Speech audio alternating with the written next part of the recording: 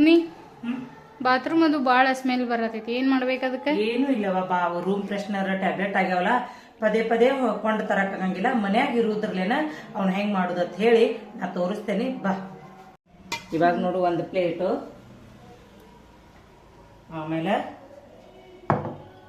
ಉಪ್ಪು, ಅಡಿಗೆ ಹಾಕು ಸೋಡಾ ಮತ್ತು ಕಂಫರ್ಟು ಇವಿಷ್ಟಿದ್ರೆ ಸಾಕು ನೋಡು. ನಾವು ಮನ್ಯಾಗನ ರೂಮ್ ಫ್ರೆಶ್ನರ ರೆಡಿ ಮಾಡ್ಬೋದು.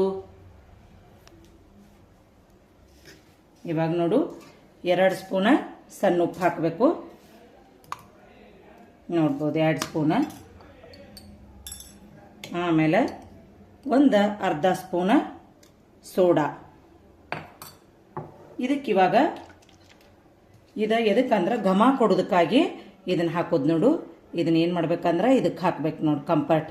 ನೀವು ಯಾವ ಫ್ಲೇವರ್ದು ಬೇಕಾದರೂ ಕಂಫರ್ಟ ಹಾಕ್ಬೋದು. ಇದನ್ನು ಚಂದಂಗೆ ಈ ಥರ ಕಲಿಸ್ಕೋಬೇಕು ನಾವು. ನಿಮಗೆ ಕಂಫರ್ಟ ಕಡಿಮೆ ಹಾಕೋರಿದ್ರೆ ಕಡಿಮೆ ಹಾಕೋರಿ,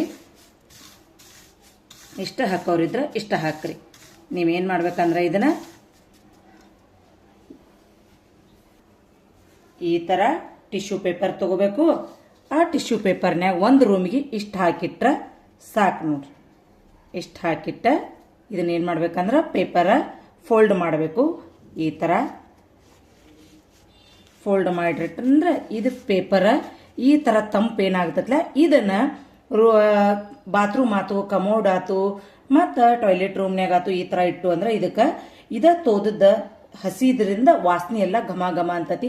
ಈಗ ನಾ ಮಾಡಿದ್ರೊಳಗೆ ಇಲ್ಲಿಷ್ಟು ವಾಸನೆ ಘಮ ಘಮ ಆಗತ್ತತಿ. ನೀವು ಇದನ್ನ ಟ್ರೈ ಮಾಡಿ ನನಗೆ ಹೆಂಗೆ ಆತತ್ ಹೇಳಿ ಕಮೆಂಟ್ ಮಾಡಿ ತಿಳಿಸೋದಂತಿ ಮರಿಬೇಡ್ರಿ.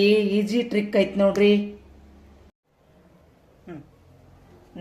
ಇಲ್ಲಿ ಈ ಥರ ಸಿಂಕ್ ಕಡೆನೂ ಇಡ್ಬೋದು. ಇಲ್ಲಪ್ಪ ಅಂದ್ರೆ ನೀವು ಒಂದು ಹ್ಯಾಂಗಿಂಗ್ ಏನಾರ ಹಾಕಿ ಅದನ್ನು ಹಾಕೋಬಹುದು. ಆಮೇಲೆ ಇಷ್ಟಿಟ್ಟು ಬಿಟ್ಬಿಡೋದು, ಇದು ವಾಸನೆ ಬರ್ತತಿ. ಇವಾಗ ನಾ ಏನ್ ಮಾಡ್ತೇನೆ ಅಂದ್ರ ಇಲ್ಲಿ ನೋಡ್ಬೋದು ನೀವು, ಕಮೋಡ್ನ್ಯಾಗ ಈ ತರ ಕಮೋಡ್ನ್ಯಾಗ ಇಟ್ಟು ಅಂದ್ರ ರೀ ಇದ ಸ್ಮೆಲ್ ತುಂಬಾ ಚೆನ್ನಾಗಿ ಬರ್ತೈತಿ ನೋಡ್ರಿ. ಮಸ್ತ್ ಅಂದ್ರ ಮಸ್ತ್ ಸ್ಮೆಲ್ ಬರ್ತೈತಿ. ಈ ತರ ನೀವು ಎಷ್ಟು ನಿಮ್ಮ bathroom, commode room, toilet room ಅದಾವ್ರಲ್ಲ ಅಷ್ಟ ನೀವು ಪ್ಯಾಕೆಟ ರೆಡಿ ಮಾಡ್ಕೋಬೇಕಾಗ್ತೈತಿ ನೋಡ್ರಿ. ನಮ್ಮಲ್ಲಿ 3 ರೂಮಿಗೆ 3 ರೆಡಿ ಮಾಡ್ಕೋತನು, 1 ಸಿಂಕಿಗೆ ರೆಡಿ ಮಾಡ್ತೇನೆ, 4 ಪ್ಯಾಕೆಟ್ಗಳನ್ನು ರೆಡಿ ಮಾಡ್ತೇನೆ ನೋಡ್ರಿ.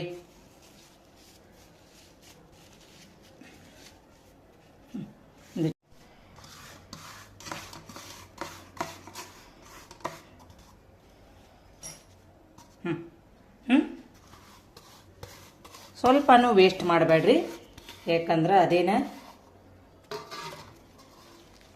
ಸುಳ ಚಲ್ಲು ತಿಕ್ಕನು ಎಲ್ಲ ಬೆಳೆದ ಈ ಥರ ತಗೊಂಡ ಸ್ಲ್ಯಾಶಸ್ ಇಡಬೇಕು ನೋಡ್ರಿ.